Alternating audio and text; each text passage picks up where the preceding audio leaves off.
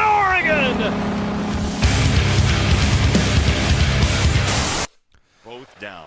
Oh, ladies and gentlemen, children of all wages, welcome to the second half kind of lofted this one into a defensive live team stream. meeting, and everyone ran into each other. Second half watch party of Minnesota versus Oregon is going on right now. And I must say, I don't know why my kick stream isn't working, but what are you going to do? So we are in the second half of the game. I sort of purposely didn't choose the first half because, one, I had some stuff to take care of while I was at it.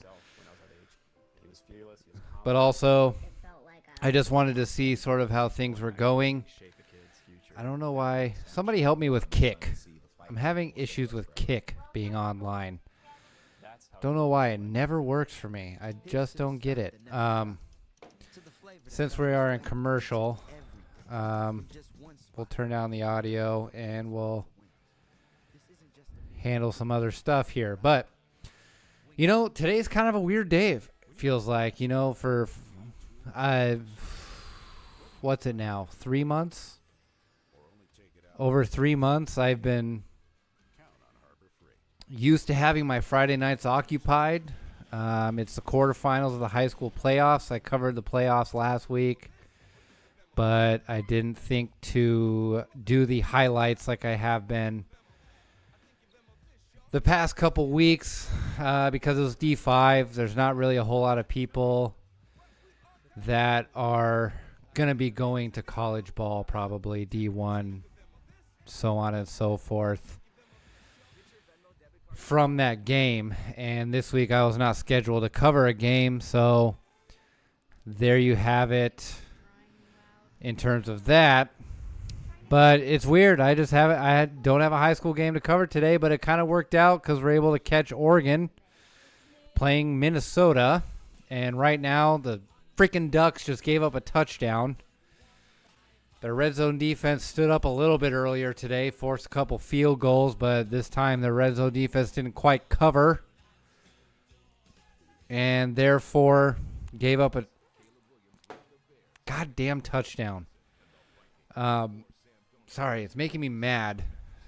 Just because they played so well in the first half. The linebackers are actually playing pretty damn good today. Specifically, obviously, Mixon and Blake Purchase. I'm very excited to see their future. Is that a pick by Finney? Or, wait, no, that's a catch by Benson. Davison. First 2 touchdowns of the game. Hell of a run on the second touchdown. And Noah Whittington, holy cow, just gangbusters on that one touchdown. A little bit of Marshawn Lynch there, wouldn't go down. Lost control of the ball before the end zone, per usual. Kenyon Sadiq is back, but I'll say Whittington recovered and ended up being a touchdown after all. That one was pretty dicey in terms of the call. But it seemed like he got enough control over it once he passed the end zone. Got a step or two in with enough control of the ball to keep it from being overturned. In the first half, the Ducks' only bad drive was, of course, screens called by Will Stein. The screen to Kenyon Sadiq absolutely killed that drive. Then they sort of recovered. Then they went for some sort of weird screen, hook, and ladder. And it was a disaster from the get-go because the ball was tipped, and Cooper Perry still managed to catch it and try to make the pitch to De'Aaron Hill. And every time I go live, maybe it's me being too loud and annoying. Every time I go live, my upstairs neighbor.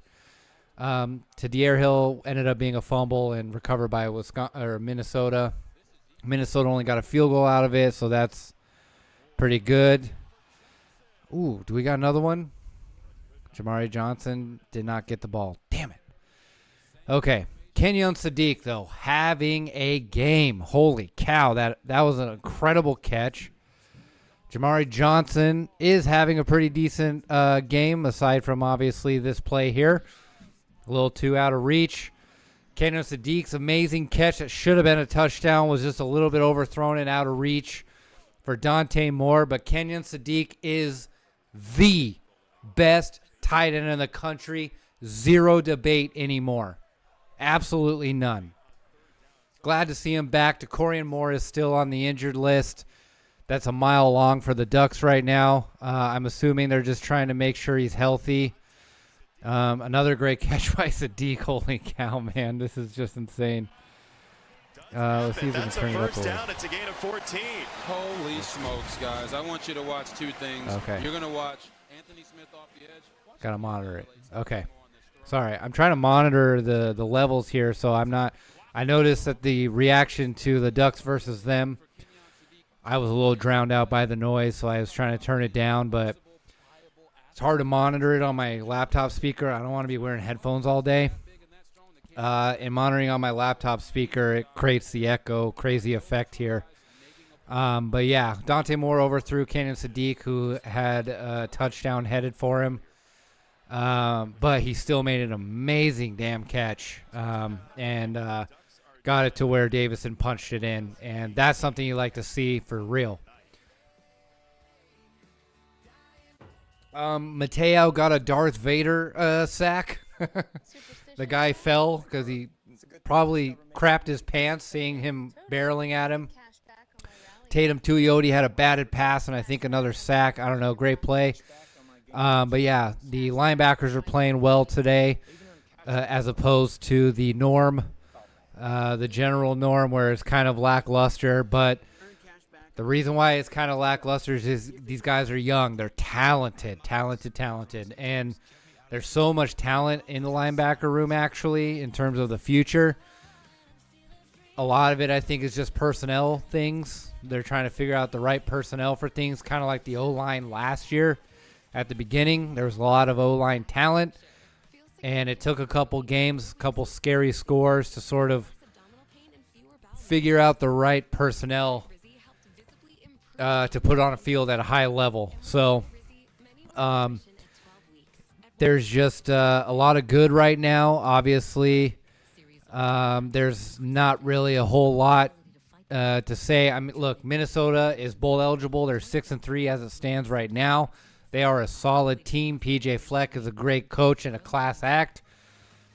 So this isn't necessarily like an Oklahoma State sort of thing where you're just beating up on a super shitty team. These guys aren't bad per se, and considering the closeness of the last couple games in terms of Wisconsin and Iowa, there's just a lot of good in this. We're playing a relatively disciplined game. As far as the secondary is obviously having some young guy mistakes here. Drew, thank you for the follow, by the way. As far as it's a young secondary, they're going to make mistakes. Luckily, so far, no serious blown coverages. A couple bad DPI calls. I personally think at least one of them was bullshit. I don't know if they messed up and didn't call it on Kennedy and they called it on Thieneman instead, but you cannot penalize your cornerbacks, especially in a league in terms of college football and NFL where the rules are so biased towards the receiver, the offense. They'll get call after call. They were just ticky-tack DPI calls. I'm not necessarily going to penalize them for that. They're really trying to test Finney today. Finney has done pretty well overall, considering he's the best defensive back in the damn country as well.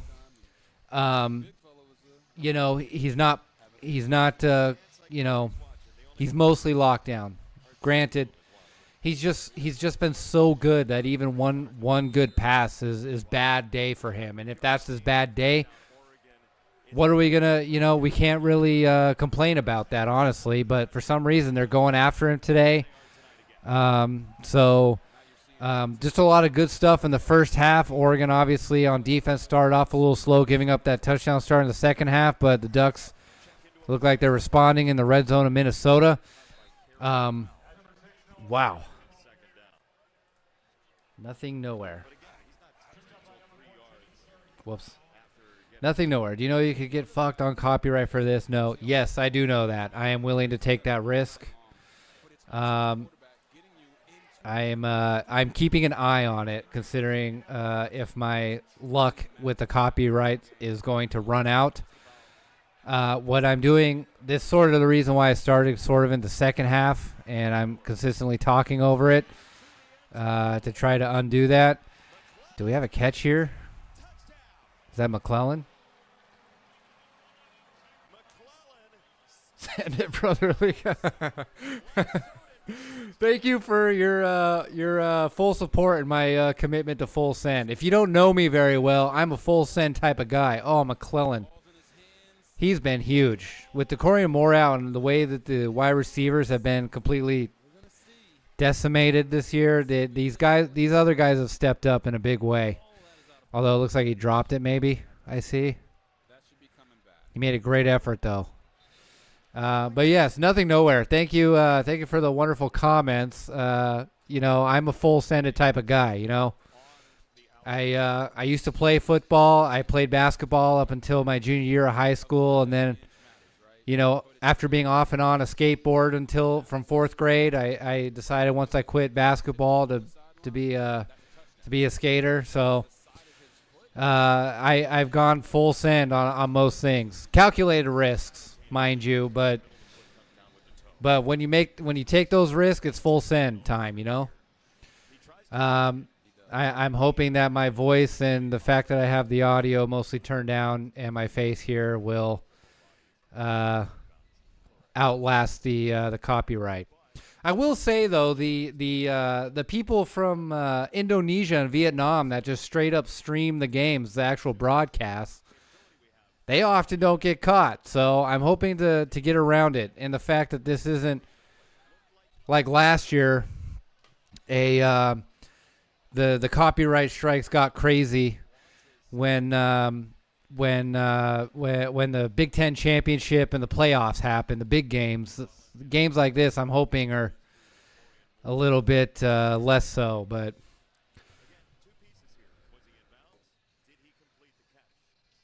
Yeah, right. Yeah. Right. It is too much effort to go after them for sure. I mean, because it's easier to chase down someone with an IP in America than someone all the way across the world for sure.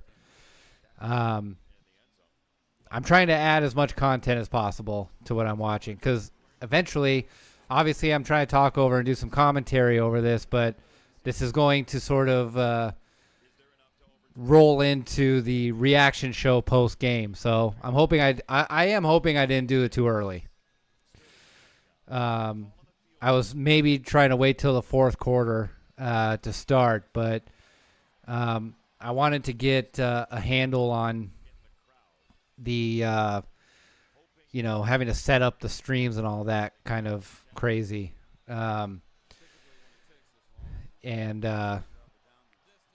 I'm still trying to deal with trying to get Kick on the air for me and my channel, and it's just has not been working too crazy. But I'm on right now. I'm on Twitch, YouTube, and Rumble, so I'm hoping at least one of those channels stays up for now, and then I can maybe restart without the broadcast on it into my actual show. But in the meantime, this is what we're gonna do. But. Thank you. Weirdly enough, Nothing Nowhere. By the way, thanks for joining. I always get hit on copyright for my lead-in song on the countdown, and it's royalty free. I have license from. This is a common start to even a show talking about the Oregon Ducks. Is the issue that I have with the copyright rules of the internet and mostly YouTube, that you can have direct allowance and permission from these artists, like I do with the lead-in song for the countdown for my show. And number one, these songs were originally created to be royalty free.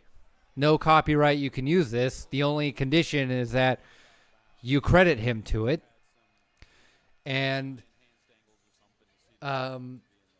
every time that you report it to him that YouTube reported you, he checks it off. But every time YouTube flags it as something that is an issue with copyright.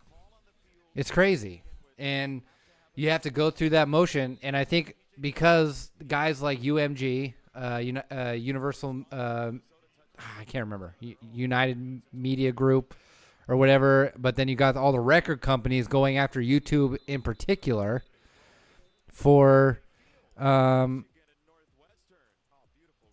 whoops.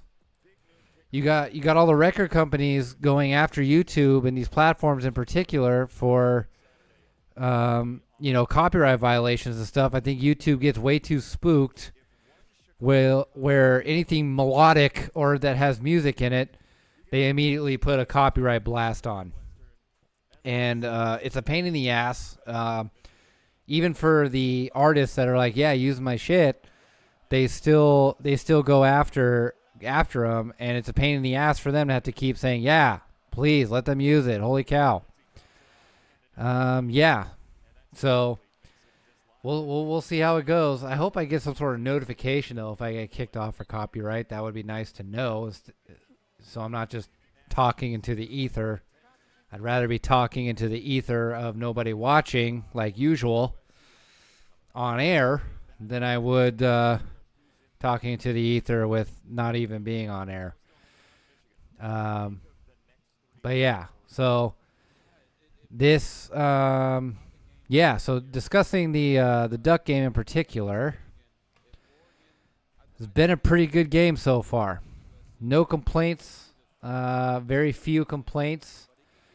I feel like Dante Moore is sort of just getting a handle on finally being able to throw in good weather after a month. It's been a while. So there's maybe a little bit of ring rust to shake off. I say ring rust because I am missing Friday Night SmackDown to watch this game. Granted, I would very much like to watch SmackDown, but also wrestling has sort of been a little lackluster this year. So here's the thing. Jesus, the cameraman keeps getting the last couple weeks with this with Oregon games. The cameraman have just been getting fooled. But Mateo Uiagalelei has been playing well as far as stopping the run. Oregon's defensive line is still getting a little bit of better pressure than previous weeks. Previous weeks, they have not been getting great pressure on the quarterback. And it's been somewhat of an issue with the team. But luckily, he's been spending his time in the offseason trying to stop the run because that was an issue for Oregon last year. And he was a pass rush only guy. He didn't really play the run outside contain, and that sort of bit him in the ass last year. They weren't that great at stopping the run. This year, they sort of, like I said before, they sacrificed the pass rush in order to get the run game under control as far as defense goes. So, come on, get a stop here. Let's go. 4th and 1. Man, 4th down. The red zone and 4th down, though, that's the biggest weakness for this damn defense, man. They've done all right. They've at least showed up in situations where, in big games where they would get a stop or two, but overall they just can't get a stop on 4th down, even 4th and short. It's crazy.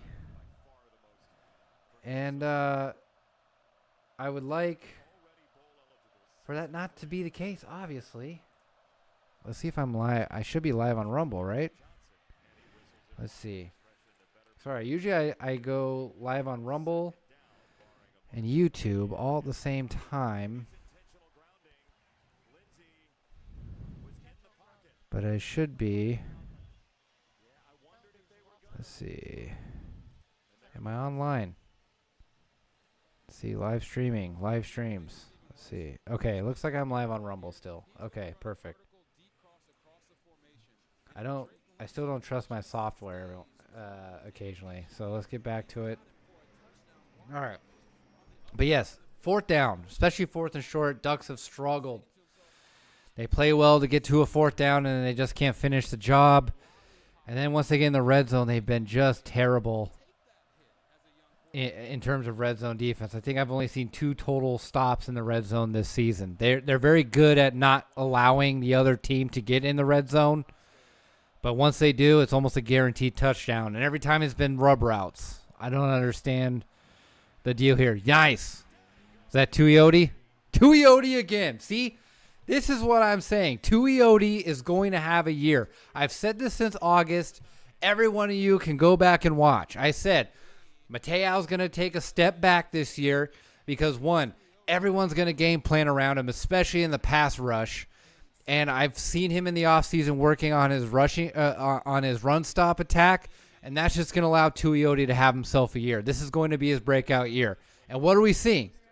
I think he's got 2 sacks this game. He's been a wrecker this whole season.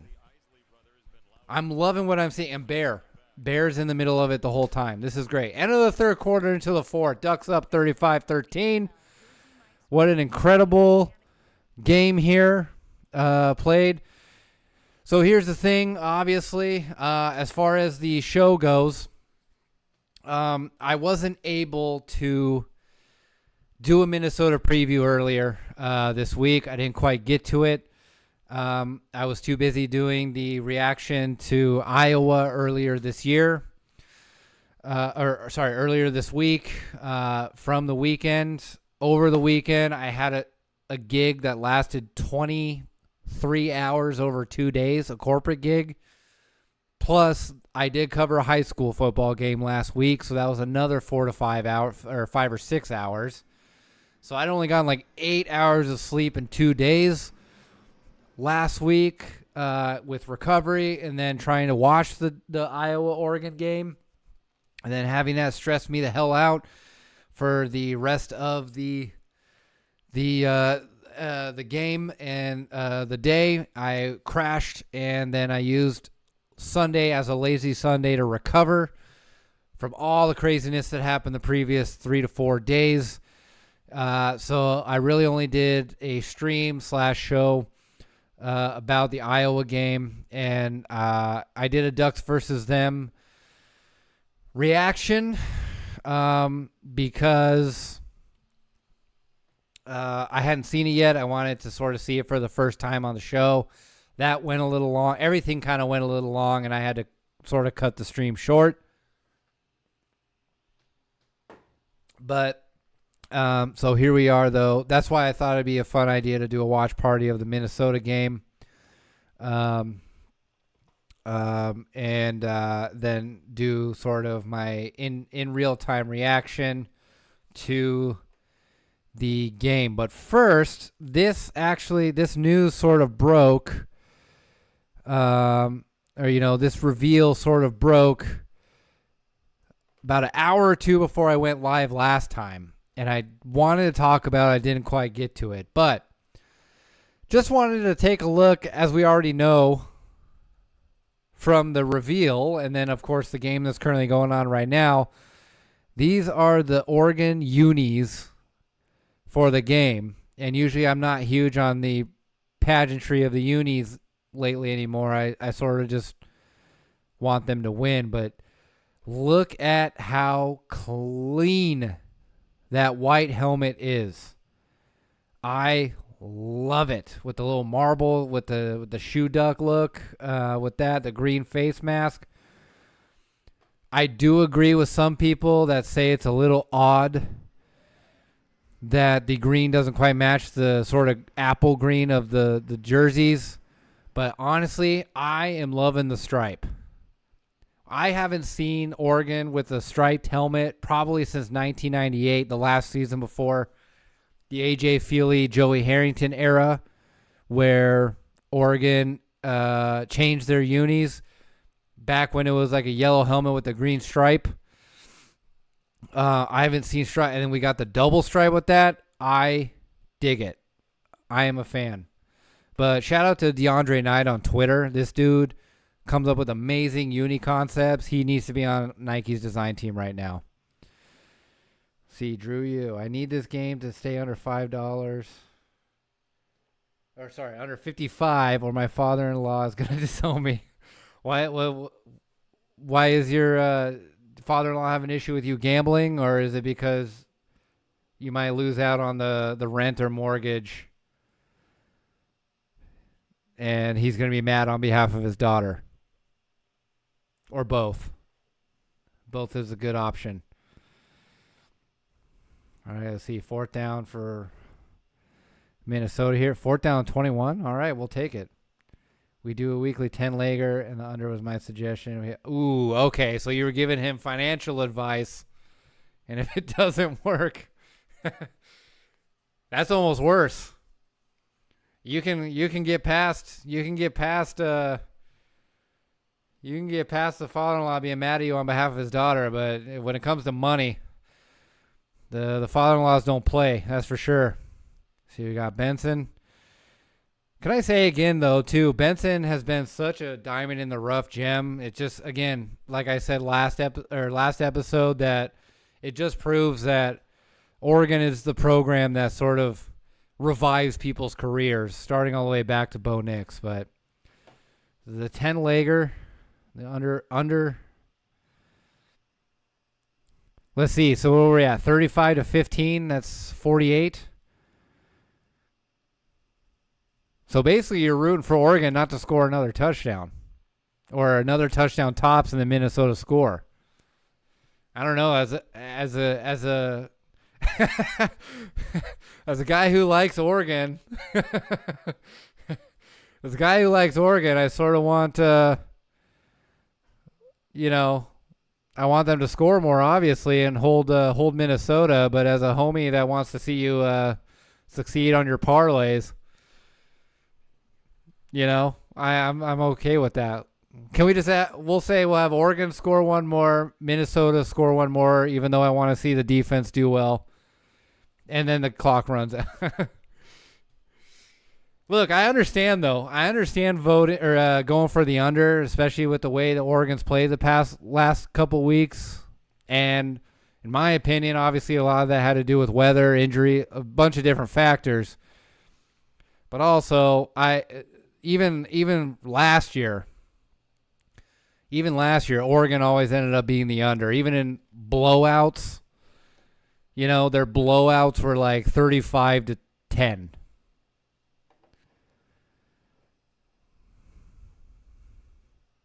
Yeah, I mean,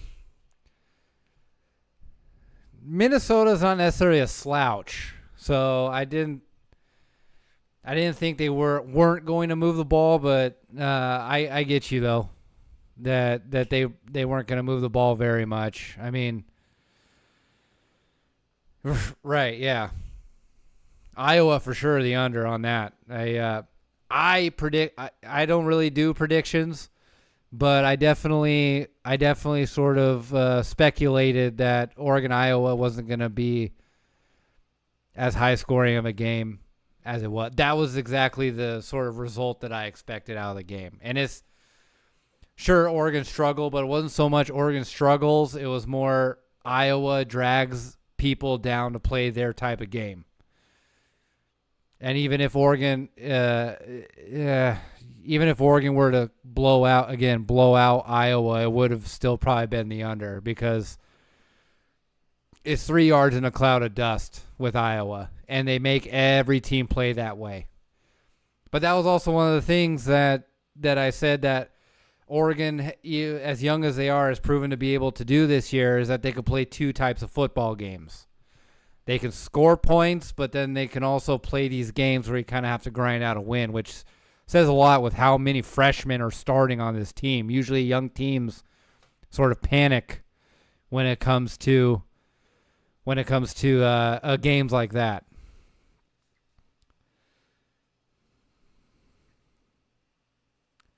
The OG line was 44-ish. Why did it change then by that much? Were they expecting Oregon to score more, or Minnesota, or both?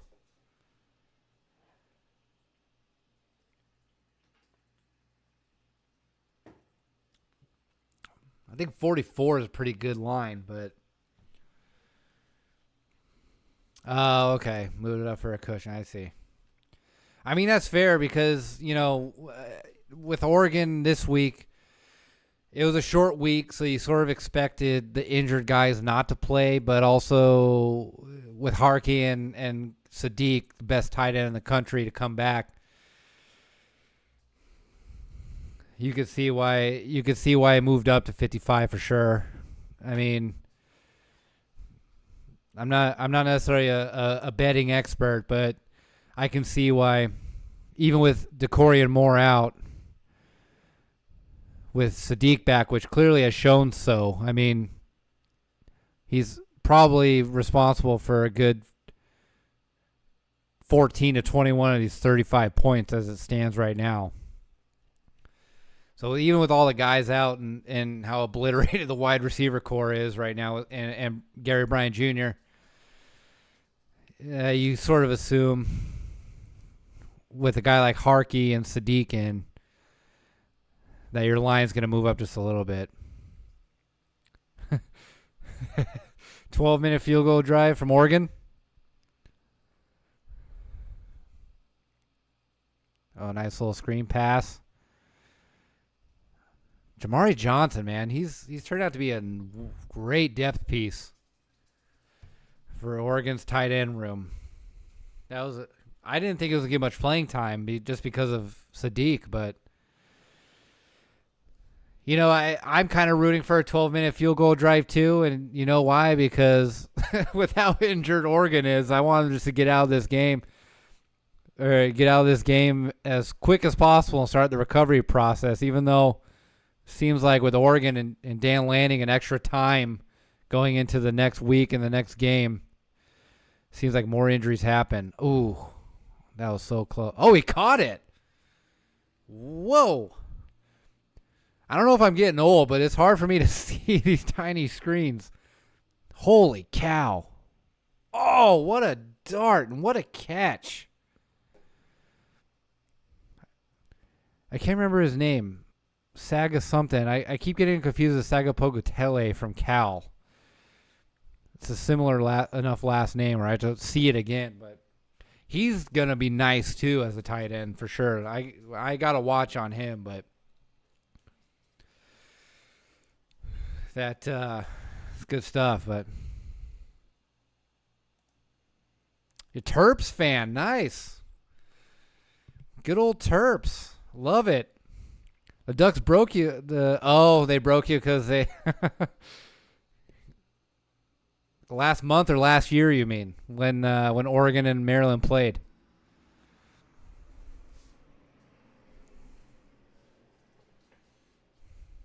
Oh, man, Dante.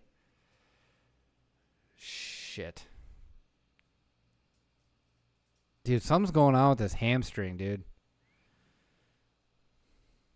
Oh, Washington. Yeah. Well, you'll get no love from me in terms of the Huskies.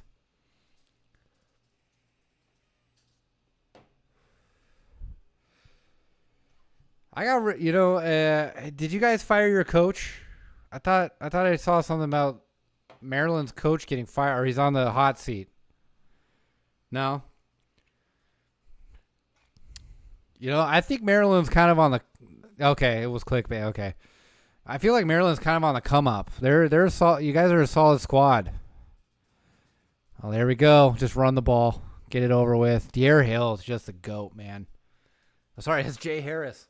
See, I can't really see. I'm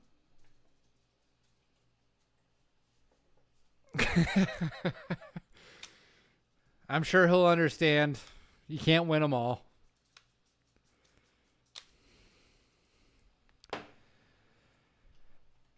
But hey, I got, like I said, I got respect for the Maryland program as a football team. I think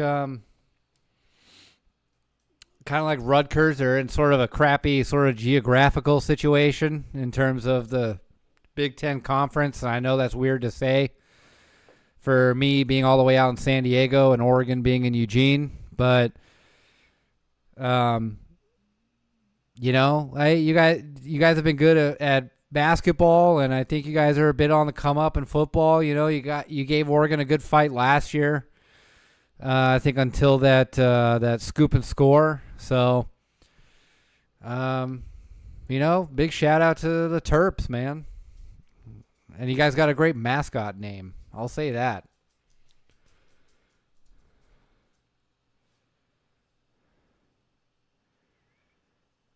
Yeah. I mean, he seems like a good coach and a pretty good recruit. Maryland is a good like hub for talent, but I guess my apologies with guys like Dan Lanning going after guys like Nacho, Emmanuel Iannacho. I think he's out of Maryland. Going all the way to the other coast. It's the portal and the NIL and stuff that does open a lot of competition. A lot of people are very global in terms of their recruiting now. And I think it's a healthy balance, though. Like, you still need to recruit, like homegrown high school talent. You do. I think that, that still should be the lifeblood of your program, and then portal sort of fills in the gaps. And guys like Lanning have done that very well. Ryan Day has done that very well. And then you have the flip side with like Norvell and FSU that basically builds his roster on a transfer portal, and you see how that kind of works out. But I've said this for a while now, especially once the NIL started, that just like Jim Ross, legendary WWE guy Jim Ross says, anytime a wrestler leaves a promotion, it's either cash or creative. And a lot of times the creative always means that you're not getting enough, TV time, that it's hurting your cash. So you leave. And the same thing though is with athletes. I mean, with athletes like D1 guy, I mean, we had the same thing with Jaleel Florence just now, Dakota Fields. Jaleel Florence is a little different because he was plagued by injury, and he's getting outplayed by the freshmen at this point, and it's best for him to kind of move on. Unfortunately, he went to high school down here in San Diego, and I, sort of got to see him play. But athlete, it's not like us poors, us poor people that are like, I'm just going to go wherever the bag is the most offered. With guys like this, man, like NFL is way more of a better long-term investment. If you can get the playing time in college to get yourself in the NFL, that's the real bag. Like going to college and getting the bag there, I mean, that's great and all, and you want that, but the big bag obviously is still the NFL, and getting to the NFL is the goal. So it's like these guys will leave for playing time, and it's not just money. It's the same reason why I transferred high schools, because I didn't get playing time, and I was trying to get playing time elsewhere. And so that's the thing. And like, some guys, I don't know the magic though. I don't know the secret to retention rates in terms of how these coaches keep these guys from transferring. I think in Oregon though, especially, you have kind of a special thing because there's not a whole lot of homegrown talent, if we're being honest, like in Maryland. In Maryland, there's a lot more homegrown talent in the state. So by nature in Oregon, you're sort of already having to pitch guys from out of state to come to Eugene already. So it's like once they're committed, they stay. With homegrown guys, you don't really have to make that hard sales pitch. So I think I don't know. I don't know the secret for those guys because, in my opinion, with a program like Maryland and how they were kind of on the come up, and kind of still are, in my opinion, you can make that pitch like, yo, if you stay, you can help us build this program. And if we keep winning, it's just going to get better. Yeah, no, I feel you. I mean, yeah, Maryland, I've been following college basketball for, I don't know, 25 years. Maryland's always been in it. Yeah, well, I mean, the NIL and the portal and things like that and the social media age has just made the talent pool way bigger in football, too. Yeah, it's way easier in basketball. Like, you have one star player, and it can kind of carry the team. You have a star player in football, like, take a look at San Diego Chargers. Take a look at the LA Chargers. Herbert's a star player, but he's getting his shit fucked because of no O-line. It's way more of a team sport in football for sure. You have to have a full roster. I don't know. I think teams like Maryland, even Minnesota, as we're talking right now, or as we're watching right now, they have potential. They just got to be able to sort of make that sales pitch to reach that potential.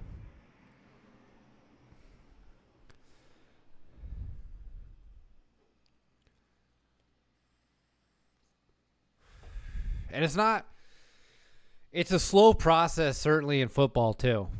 Football is a way slower process to build a program. I mean, I don't know if you know the history of Oregon football, but I'll give you a very, very quick summation of it. Oregon started as a program in 1894, early 1910s. They were actually a very good program. Oregon probably should have won back-to-back national championships in 1916 and 1917. They had a very, very amazing, incredible head coach. So good that he went to, I think, championship games in 3 major sports. He was a coach for the Philadelphia Phillies, Penn football at one point, and then Oregon football. And he was so good that when his replacement showed up in the 1910s to 1920s, they made the city of Eugene made a fake key ceremony where they were going to give him a key to the city. And it was fake in the sense that they were going to give him a key to the city, but then they were also going to try to convince him to become head coach of the football program again. Didn't work, but they gave him the key to the city, but the coaching didn't work. After him, Oregon as a program kind of went through a malaise. And then towards like the 50s, you had Len Casanova who came in and kind of turned it around. And then after Len Casanova left, there was a lot of issues where there was a coaching carousel. Just one guy in like for a year or two, out, in, out, in, out, in, out. And then the timber industry in Oregon collapsed. So the program as a whole was dog shit. From like the late 60s, obviously, to the late 80s. So like 20 to 30 years, Oregon's football program was terrible. And then, of course, if you know about the pick by Kenny Wheaton in 1994, that was sort of the moment that Oregon's football program turned around. Because that play sort of helped recruiting. And then a couple years later in 96/97, Phil Knight had a talk with Bellotti because Nike finally took off in about 96, 97, that he had a talk with Mike Bellotti, and they basically rebuilt the program from scratch with Bellotti.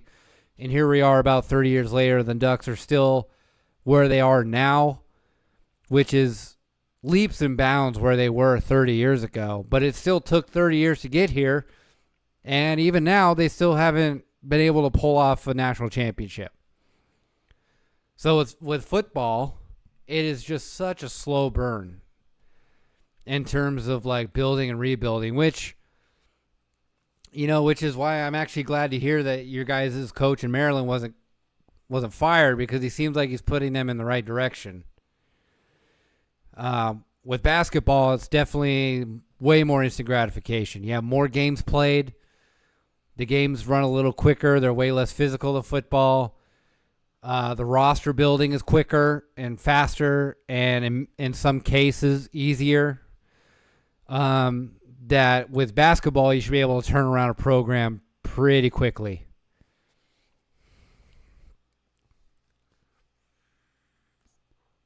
So that's my really long-winded way of saying, yeah, I agree. It's easy. It's definitely too many people in football to do it quickly. And with basketball, it's a little easier. We can have about 2 or 3 guys that are studs and a couple guys that just sort of fill the gaps on the court, and they're not really needed as sort of a slight role player, and you're fine as a team. Generally, for sure. 42-13. We got 9 minutes left in the game. Second down, looks like Ducks got the ball back. I kind of overlooked the defensive series. Looks like they put the second string guy in. I don't know what's going on with Dante Moore and his hamstring or something. Last week against Iowa, he had a easy touchdown run that he pulled up, and obviously it was a smart move because he didn't want to actually hurt himself. But I don't know what's going on. But Brock Brady, Sheldon High School's own Brock Brady, JK, his name is Brock Thomas, is in the game. Doing some cleanup work. I would say our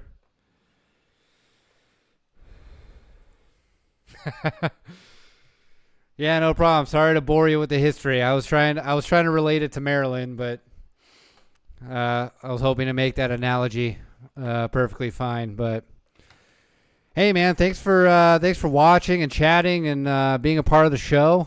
And yeah, I realize it's past midnight for you guys over in Maryland, and my sister actually used to live in Maryland. Never quite got over to that side of the country, but one day it would be pretty cool. But yeah, man, good night and sleep well. Enjoy some college football tomorrow.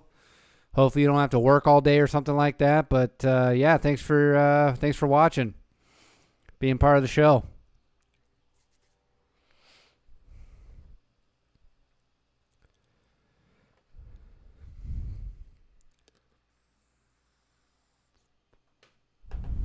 Peace out, man. See what we got going on here in terms of... Oh, whoops. I had it muted the whole time. I guess that's probably good in terms of... high percentage passes because they were out scheming this defense, not because they were dinking and dunking. There we go, Deer Hill. Okay. You know, I think, I'm a fan of Robert Griffin III on commentary. I think he's funny. That cowboy hat is pretty hilarious, but I think it's funny. Like I said earlier on my Twitter, that his moving like a military family line was pretty hilarious. He's just got the passion for the game still, which I appreciate for sure. But yeah. What's his name? Sagi Apella? I can't remember. I can't remember how to pronounce his last name. I need to see it. I'm pretty good with Polynesian and Hawaiian names. I just got to see it. My dad lived in Hawaii for a while, so I do have a little bit of familiarity with Hawaiian names. Plus, I lived in 2 college towns in Oregon growing up, so they were everywhere. Much love to the Hawaiian and Polynesian community.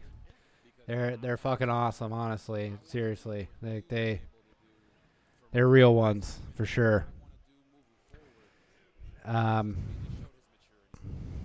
Yeah. So we got a good game going on right now. No complaints in terms of how the Ducks are playing overall. I mean, sort of a bummer we got 4th and 3, but Will Stein again has called a better game. The worst, aside from this punt here. We got to give the punter some playing time, though. We don't want him to transfer. But the God, that's such a beautiful throw. You know, the complaints that we have for this game can't get any better. And the one drive, though, that Oregon had that was sort of decimated on the drive was the drive that we had only two screens that we had. Every time we've ran the ball and thrown the ball downfield, we've put up points. Look at that, 27 for 30. What's the stats here? Dang it. 306 yards, 2 TDs. What a game for Dante Moore, honestly. Phenomenal. This game was kind of scary, too. Because, again, you don't want to say trap game because every year so far we've said Oregon game has been a trap game. And that's just because this team is so he got around the corner. That's all right, though. Chase him down. All right. Really quick, I'm going to take a bit of a bathroom break. Max Shikantansky is in to play quarterback for Minnesota, by the way, as Dante Moore still learns over on the sideline. It wasn't a great day for Drake Lindsey, but 19 for 33, a buck 38 and a touchdown, no interceptions. It's tough to ask for a lot more against this kind of defense. I mean, you could ask for a lot more, but what they didn't want to happen with Drake Lindsey was him come in here, throw 4 interceptions, and they walk out of here not feeling like they can build anything towards the future. He came out in the second half, first drive of the game, leads him down the field, goes and scores a touchdown. That was a positive, but in football, there are no moral victories. I would have rather saw them come. All right, I'm back. Very quick bathroom break. Anyway, so what was I saying again? Can't seem to remember.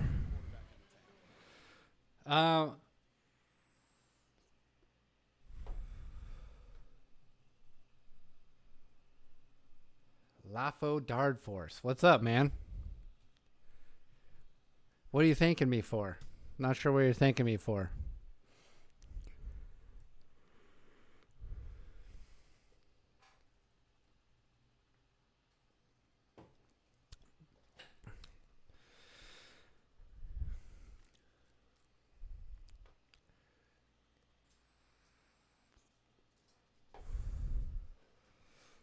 Not sure I'm even worthy of thanks. I'm so bummed. I forgot what I was talking about. But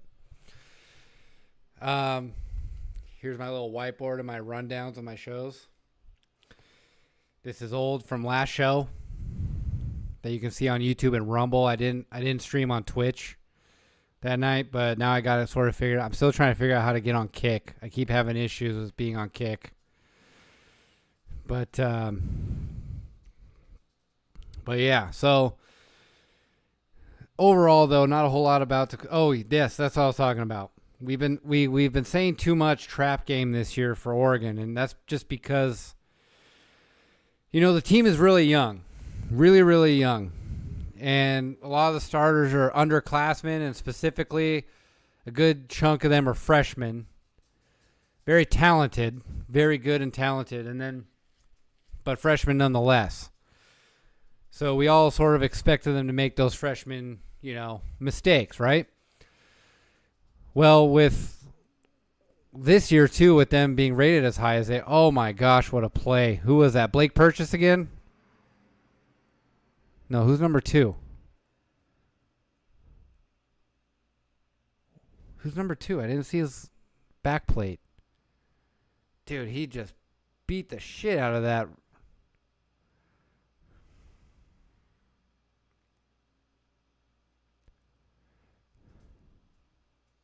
What's his last name? Oh, is that Kingston Lopa? Kingston Lopa is him too, man. Like I said, a lot of good young talent. Oregon's rated very high, but I think they're sort of in the right place. I don't think they're number 2 in the country right now. I think they're sitting pretty at number 8 at this point in terms of where they're at as a team. But we this was sort of the expectation of the team this year. It didn't really have natty expectations like last year, unfortunately.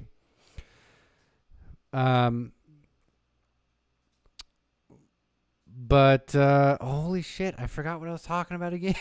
I got on such a tangent. Woo, young team though. Can't remember what I was saying. Something had to do with them being a young team, and I was going to bring it back around. Like a champ.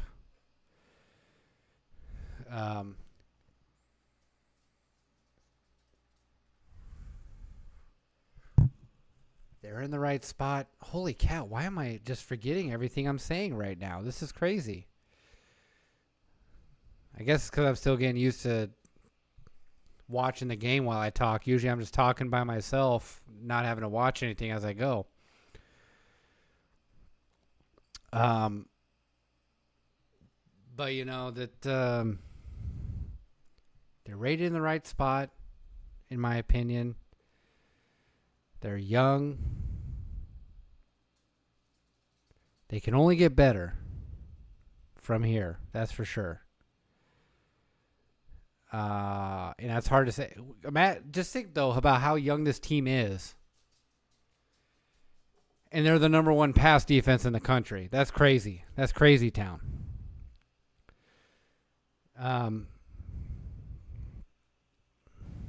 But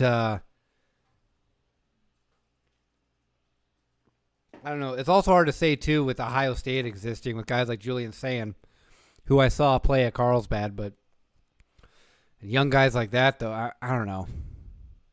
Ohio State seemed to reload very well, but also they had some returning guys. But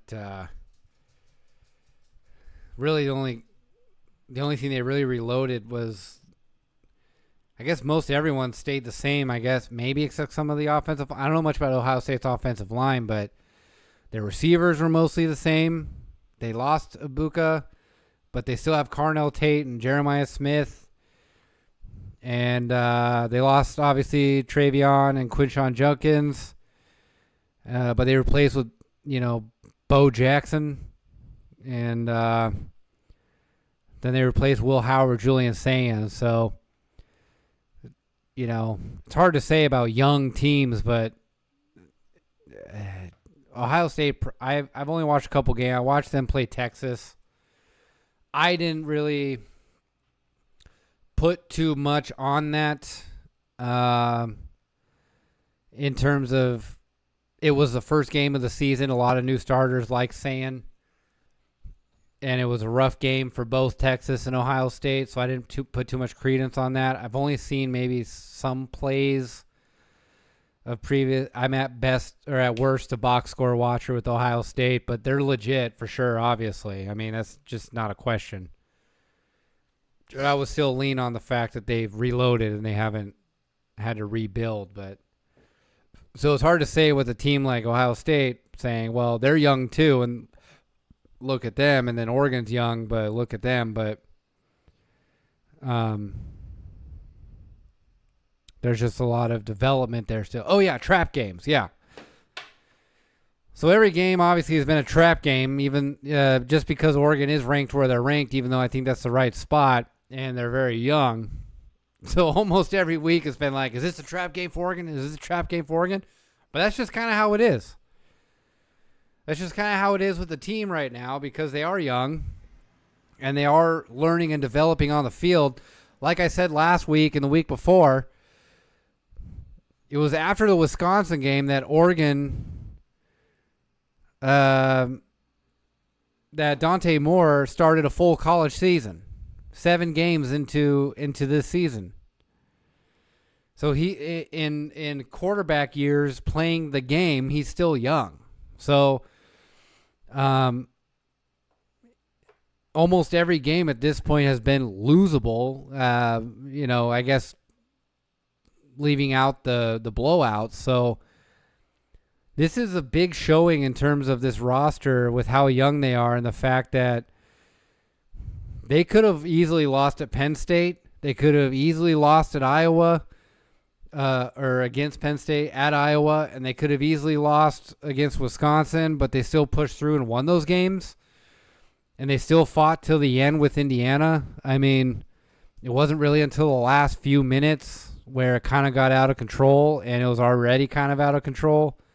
And that out of control is a 10-point loss. It probably should have been less than 10 points, but shoulda, woulda, coulda, right? But so you kind of think everything's a trap game. This game, I didn't think it was a trap game. I think this is kind of maybe a little less of a point differential that we imagined. It was probably, everyone was sort of assuming it was going to be a 2-possession game.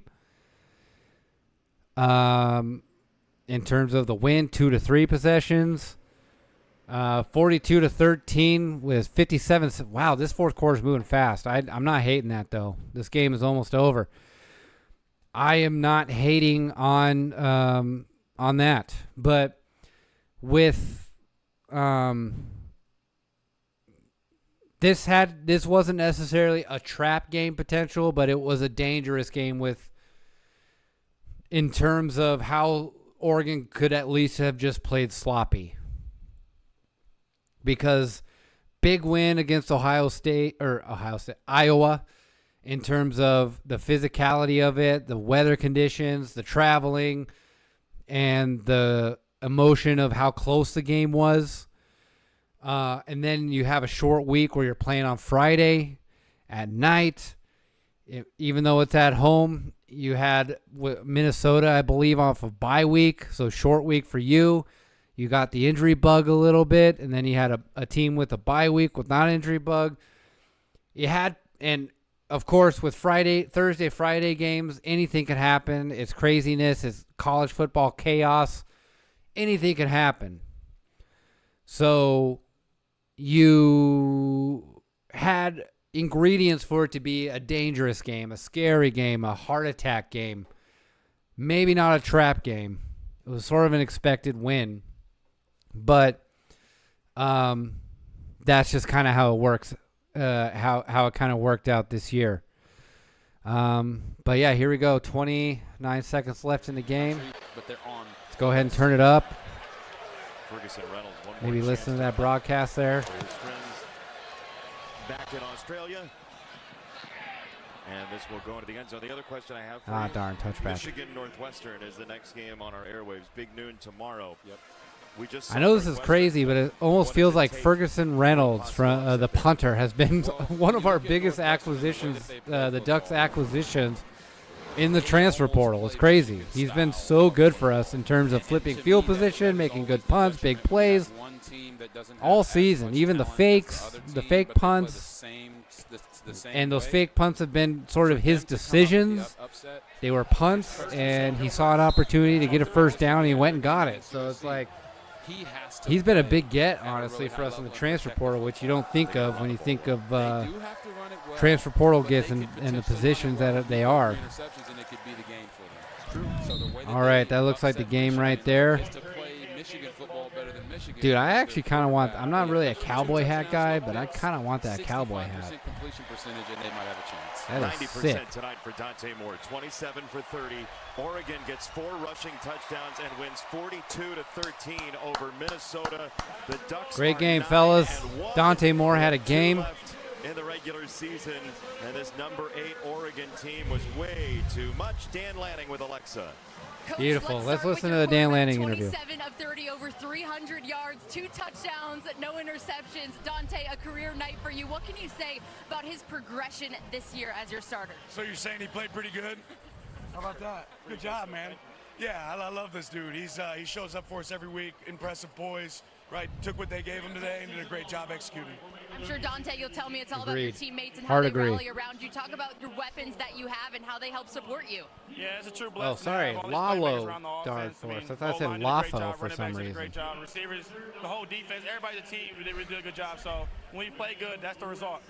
Let's give some love to the big guys up front in the trenches, makes sense, the offensive obviously. line and defensively. What did you like from those guys setting the tone up front for you? Yeah, they played a physical game, right? Our practices are really physical. It showed up tonight. Thought the guys did a good job. All right, and finally, you've got USC, Washington ahead. You talk a lot about finish, Coach. How can you guys finish out this regular season the way you want to? Just win both games. Taking a recovery day tomorrow and this weekend, preparing for USC, and our mentality every week is going 1-0.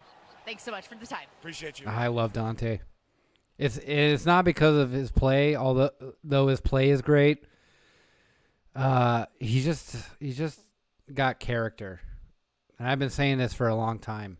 I've been saying this since last year that he's had character. And anyway, yeah, so there we go. 42-13, Oregon Ducks take the win over Minnesota in Autzen Stadium on a Friday night.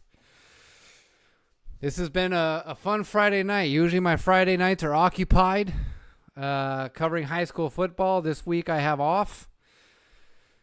And the season is almost over as well, so it's been pretty fun. Let me know in the chat what your thoughts are on the game. In particular for the Ducks, this is Get Ducked After Dark. I don't do it based on the sun being out. I usually do it based on time. Because if I did that on that with daylight savings, it'd be Get Ducked After Dark at 2 p.m. at this point. I do not like to fall back, but yeah, let me know your thoughts on the game and the Ducks if you are a Duck fan. However, as you see, my man Drew Yu, great guy, great chat, great conversation. We talked a little Maryland football, college football in general, so and college sports. So go ahead and say what's up in the chat and let me know what your thoughts are either on the Ducks or college football. And yeah, so we will do that. And we will talk about this game just not super briefly, but sort of in general. Because there's always things that you can take away even from blowouts, so on and so forth. So we will get to that in just a few. Unfortunately, my dog is looking to go out to go to the bathroom really quick. So I am going to take a few minutes to update my refreshments and take my dog out. And if you guys would like to do that, that would be the time to do that now. And then we can come back and talk. We can maybe talk some matchups tomorrow because, again, this is sort of weird that it is Friday and it's a college football game going on, a Big Ten college football game. I know there's MACtion and all those types of games. But tomorrow is a full slate of college football. So we can talk this game tonight that just happened. College football in general. We could talk about matchups and games tomorrow. But for now, we're going to go to a very quick commercial break. And I'm going to show you some highlights of the last 3 seasons of high school football that I have covered and shot and edited. And this is my sports reel for any of you looking to hire me for sports gigs. It is on my YouTube page as well. I'm soon going to put it on my website. But for now, you can go ahead and take a look at it for a few minutes. Be sure to stick around. Enjoy the Friday Night Lights. Friday Night Lights goodness. So be sure to stick around. Come back. Like, subscribe to the chat, whichever platform you're on. Keep up to date with everything that I'm doing on this show. And for now, I'm just going to say, go Ducks. Enjoy this highlight reel of many things to come in the future for a college near you, possibly. So yeah, we're gonna go to commercial. We're gonna come back very soon.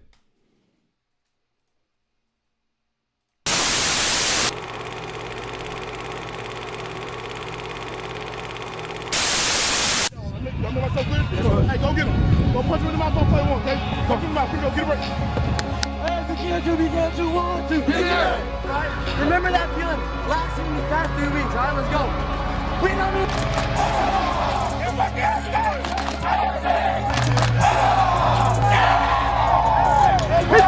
He is a 2-year member.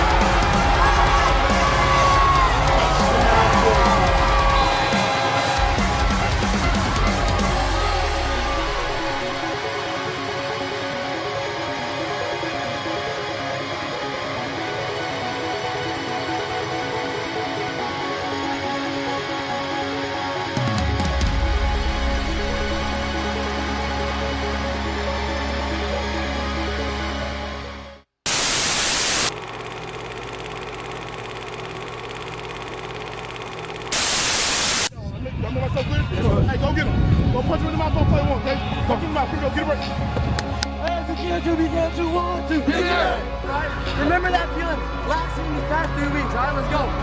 We love you.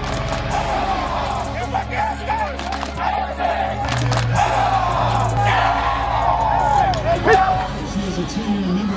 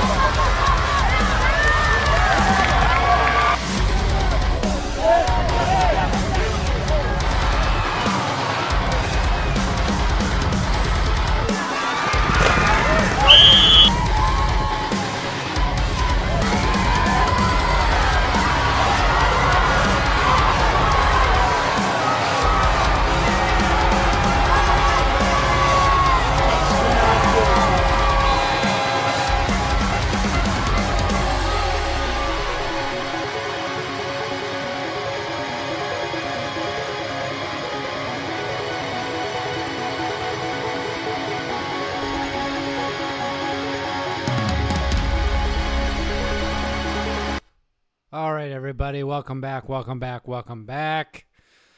to the show. Hopefully y'all stayed with me for that. My boy Lemmy thanks you. Say hi, buddy. Say hi. He's not feeling it. So, Minnesota versus Oregon. The game is now over at 42-13. Good game all around. Dante Moore finally had the game that we all knew he was capable of. Had a couple errant throws in the first half, but Kenyon Sadiq, best tight end in the country, came down with it and made a play to, one, keep the drive alive, but then also end up for the first touchdown by Jordan Davison. Jordan Davison cut a huge run to get the second touchdown of the game. Great run play. The running game, again, was on fire. Let me go ahead and take a look at the stats here. Oregon, Minnesota rushing yards. Let's take a look at what Oregon has in terms of rushing yards for the game recap. Okay. So we got, here we go. What are the stats here? Let's look at some box scores. Let's watch some box scores. All right, here we go. Team stats. So we got team stats. Let me go ahead. Whoops. Let's do that. Whoops. So let's go ahead and take a look at the stats here. I'll show them to you here on screen. So with Oregon, we got 27 first down, 6 for 9 on third down. Incredible work on third down. That's great stuff. 6 for 9. I think the last 2 or 3 came during garbage time as well, which is great to see. Passing yards, total yards, 510 to Minnesota's 200. Passing, 138 to Oregon's 331. Completions attempts, 31 to 33. So we got Dante Moore, 27 for 30 for 2 touchdowns. No interceptions.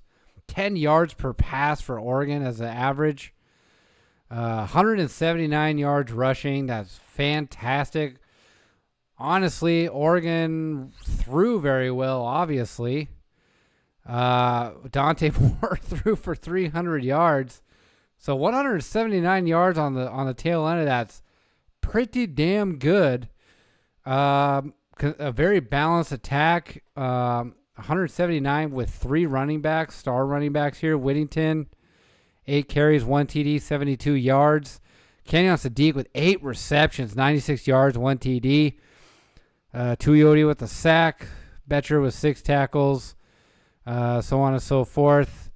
Minnesota eked out on time of possession, but 29-36 isn't bad for time of possession in terms of keeping the game away from Oregon.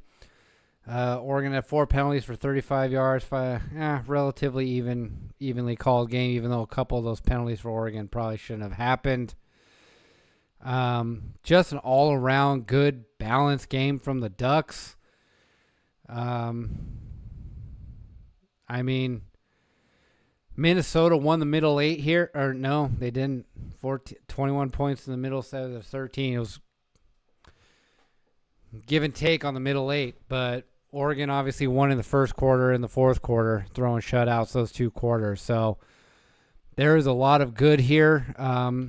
Also, Oregon gets 179 yards rushing on pretty short field position because of the passing game. So, Dante Moore had a great game. He's sort of back to form, if you will. Although him running looks a little scary. Something's going on with his hamstring or his calf or something, his leg. Considering what he did against Iowa. He had a touchdown run, but he cut it short. Because it looked like there was something going on with his leg, and it happened again on another run this game. Hoping the injury bug doesn't hit him. The wide receivers have already been hit enough as it stands.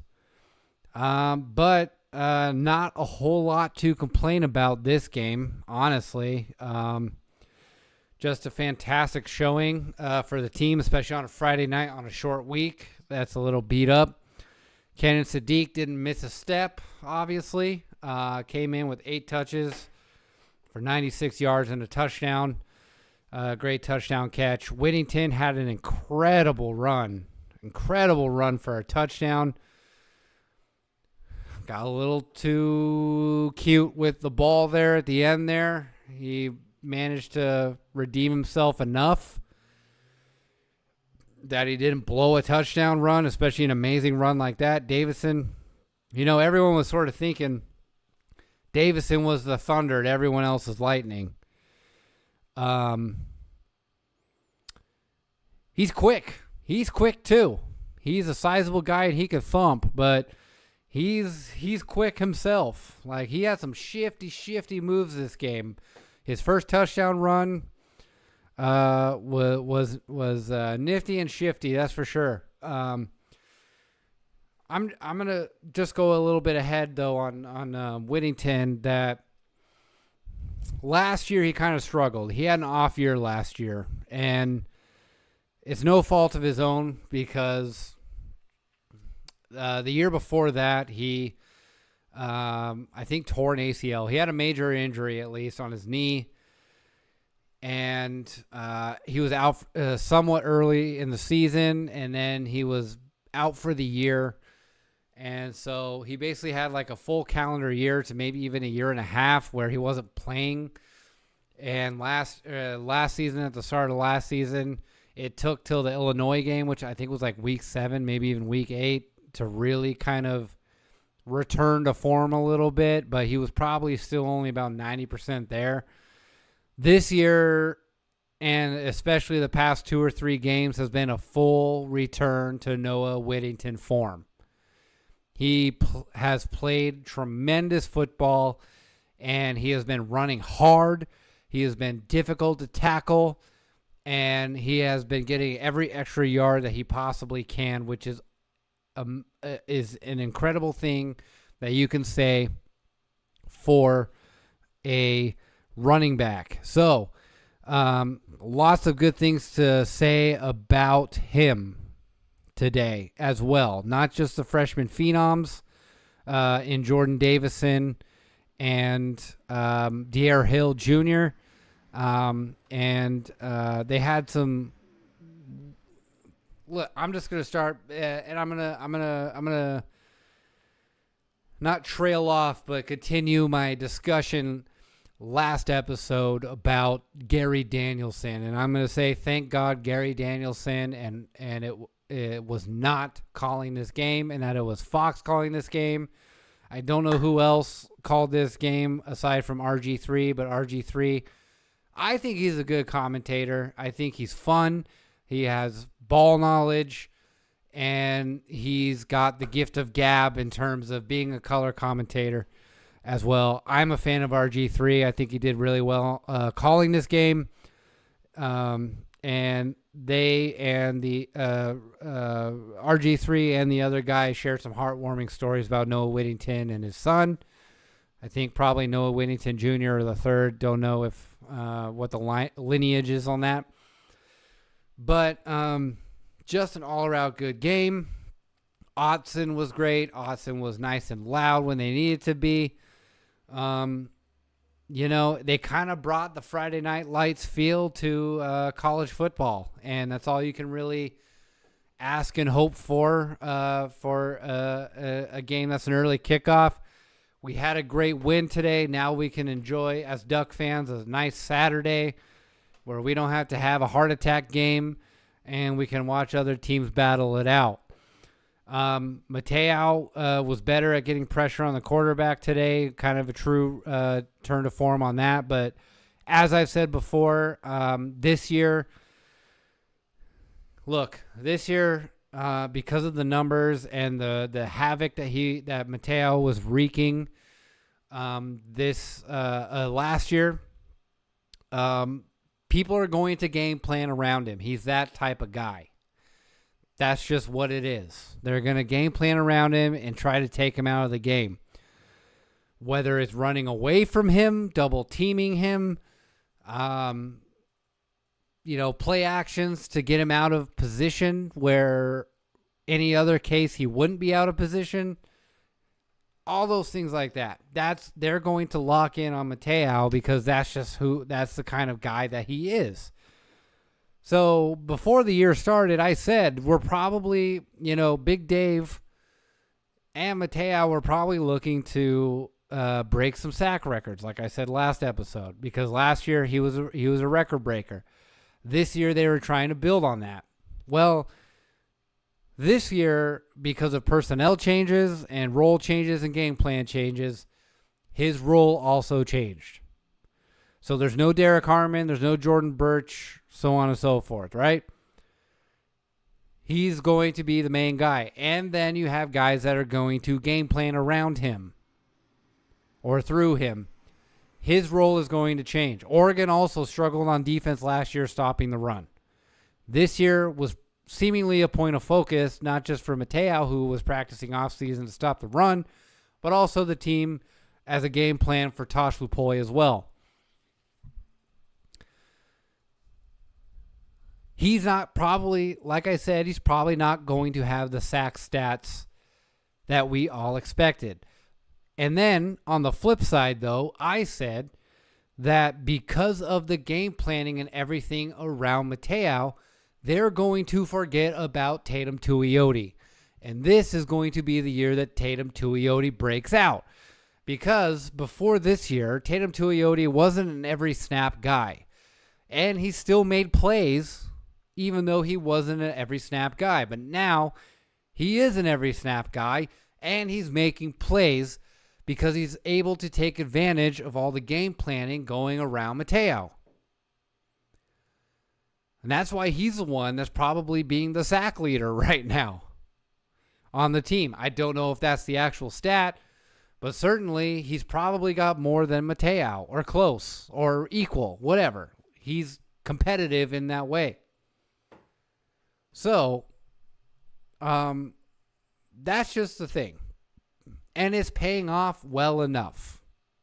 Maybe not so much against certain teams, but it's paying off well enough where Oregon is now stopping the run. And like I said before the season, like I said last episode, I'm sorry I'm repeating myself, but sometimes that's just how it works. Tosh Lupoi was a bit on the warm seat because of issues that have been happening the past few years in regards to stopping the run, play calling in big games, having elite defenses the rest of the year and not showing up in those big games. This year, Tosh Lupoi has been able to sort of not change that in the sense that, how do I say this? He's adjusted. He's made game plan changes and adjustments to fill the gaps, the weaknesses in his game.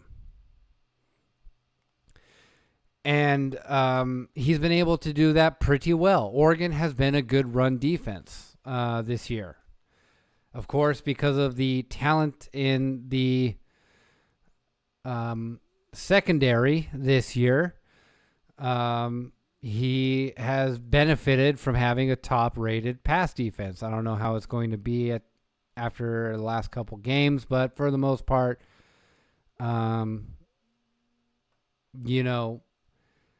it has been the number one pass defense in the country. But let's take a look here. I guess my computer's getting a little hot. I might have to end the stream soon. What rank is Oregon's run defense?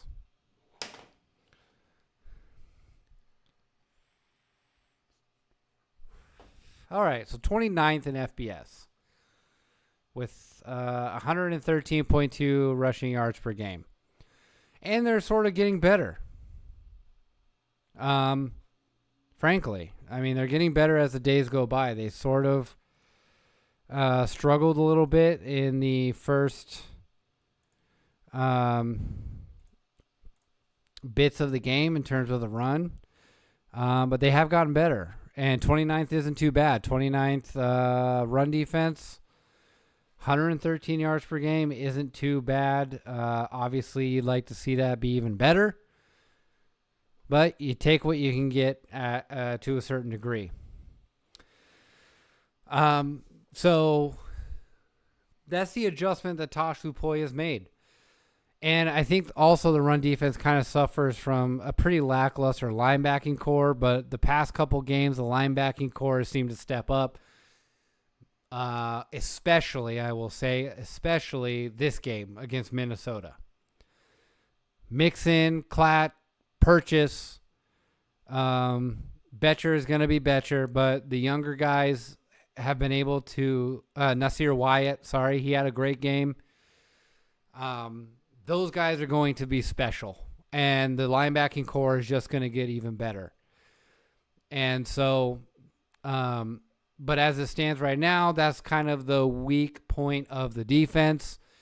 As George Reiser says, a lot of these linebackers are making tackles on their back when they should be making the running backs land on their back. And a lot of it has to do with the uncertainty of your gap assignments and all that kind of stuff. Typical things like that. And that's with the younger guys, that's going to hopefully change with development and age. And the biggest development you can have is playing the game in game time on the field, outside of coaching. Because with the game, you take everything that you've learned on the practice field and with your coaches, and you're taking it full speed, full contact, full send on the field. So at this rate, it could only get better. I thought the defense played really well.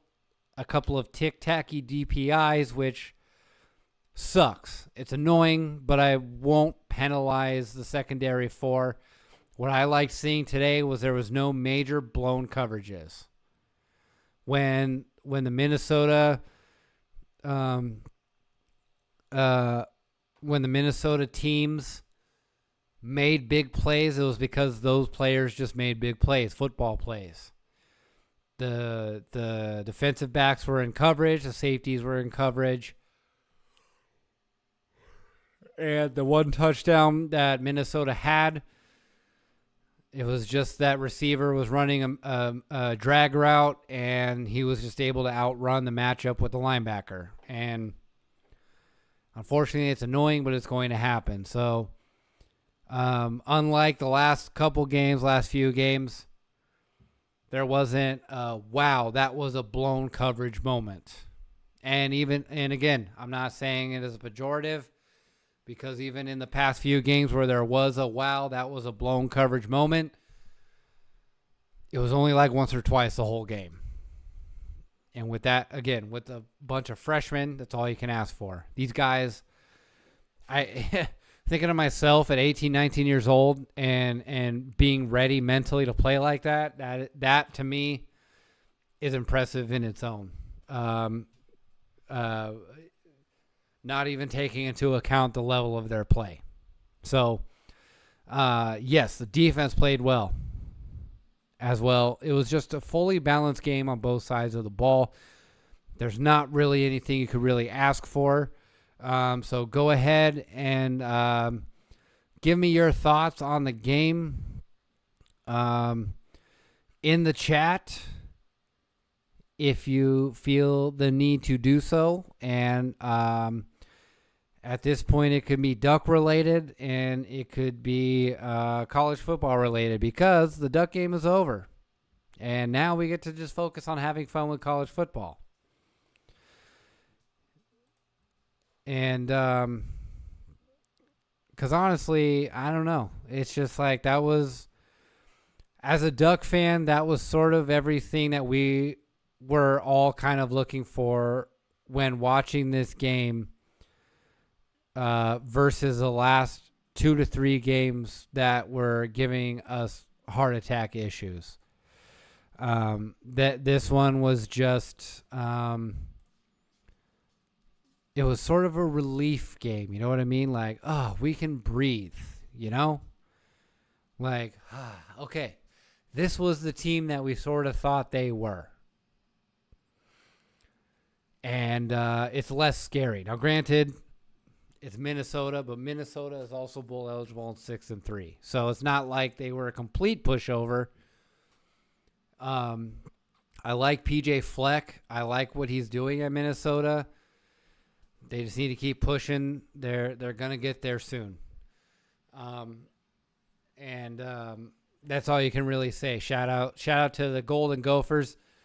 Their helmet game was pretty sick. as well. The little M and then the gopher on the side. Shout out to you. I know some Duck fans think it was better than Oregon's helmets. I personally very much loved Oregon's white helmets. That shit needs to come back. I dig that. I would maybe sort of agree that I'd like to see a little bit more of a matching green with the green portions of the helmet and the uniform, but I love the old school. I still love this look that Oregon has with the fighting duck and the candy apple green that Oregon used to rock in the 90s. I'm so glad they brought that element of the old uniforms back into the rotation and basically as the main rotation.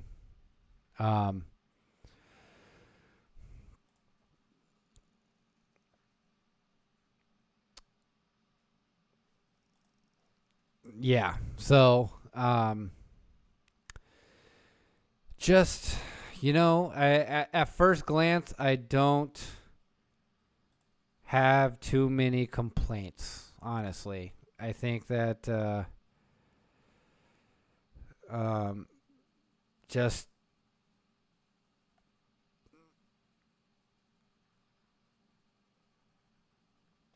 people on Twitter are making fun of Dante Moore's running, calling him unathletic and stuff.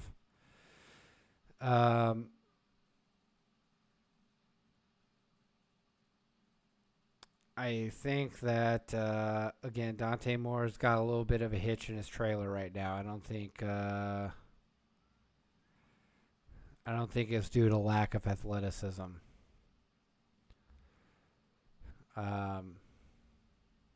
Run so much? He's only run like 2 or 3 times this year. I don't know what he's talking about. Oh, people on the internet are crazy. So I think, unfortunately, everyone that was in the chat left. So there's no one to really discuss anything at the moment. But as usual, the show must go on. So I had to talk even though no one was here. But I like where this is going as a show and as a community. I honestly like the fact that we have people that aren't Duck fans that are Maryland fans like Drew Yu. Because I think this is all a great conversation. I think, again, guys like Drew Yu, Lalo Dardforce, I don't know what he was thanking me for, but thank you for sure for watching and being a part of this. I'm guessing with his name, he was maybe thanking me for talking about the Hawaiian and Polynesia community, but that's nothing to thank me for. That's just me sharing my thoughts. But honestly, this is what I've been wanting to foster as a show and build as a show. Just guys talking, having a good time. Obviously, I'm a Duck fan, so I'm going to mainly talk Ducks. The show is Get Ducks, so it's obviously going to be Duck heavy. But guys like Drew Yu could come in and talk Ducks too. He was. And then we could talk about Maryland college football, all that kind of stuff. Just good, positive discussions. Doesn't mean we don't have to have disagreements, but we can have disagreements in a civil way, You don't always have to be at each other's throats. And I say this as someone that has Duck fans at my throat. Because honesty is the best policy, but it's not always the most comfortable policy. I get Duck fans mad for my honest takes. But I'm also not overly critical. I'll be a Duck homer. I'm sorry. That's just what it's going to be. It's sort of like I can shit talk my brother, but if you do, I'm coming after you type of thing. That's just what it is. Because I want my brother to do better. I know my intentions about me wanting my brother to do better, which is why I can say what I want to say about my brother. But if someone else says that about my brother, I don't know their intentions. I don't think that they want what's best for my brother. I think they just want to shit on him and take him down. So I'm going to come to his defense, and then we'll talk about things later. Or your wife, same thing. You run a united front in public, and then you talk about stuff in private if there's actually a disagreement. So that's what it is, though. So I am very happy that guys like Drew, you're here. I'm very glad you're here. We're going to talk Maryland, Big Ten, Oregon Duck football. More in the future, I can see it. And then when basketball season comes around, we're going to do the same thing. Lalo Dart Force, thank you for also watching when you did, and at least for commenting as well, being a part of the conversation. And let's keep this going. I think this is going to be great. I think this is great things that are coming in the future for us as a community, for me, and for you. All of it. All that kind of stuff. I might have some more thoughts about this game as I get more time to think about it. But these are just my initial reactions. Just an all-around great football game. It's really hard to come up with issues when it was a blowout, when the issues were also pretty minimal in terms of that is just what happens over the course of a football game being played. Overall, the Ducks played great. They dominated, and I don't mean dominated in a mean way. I just mean they had absolute control of the game pretty much from the get-go, and I think that's exactly what Oregon wanted to do this game.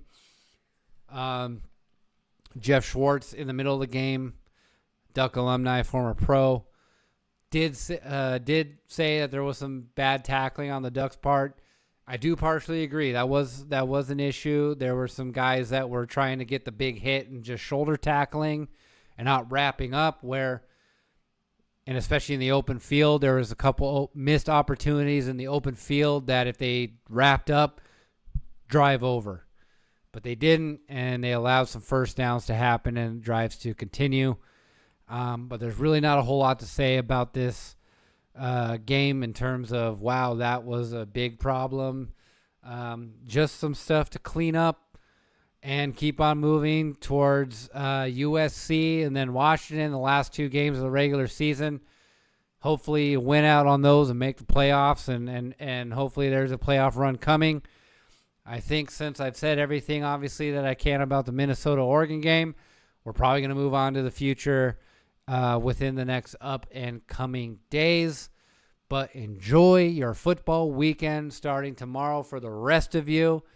But as for now, I'm just going to say a Go Ducks or a Sko Ducks if you're a newer generation fan. I know that kind of happened a little bit newer. That wasn't really a thing when I started becoming a fan like 30 years ago. But all in all, that is just about all I have to say.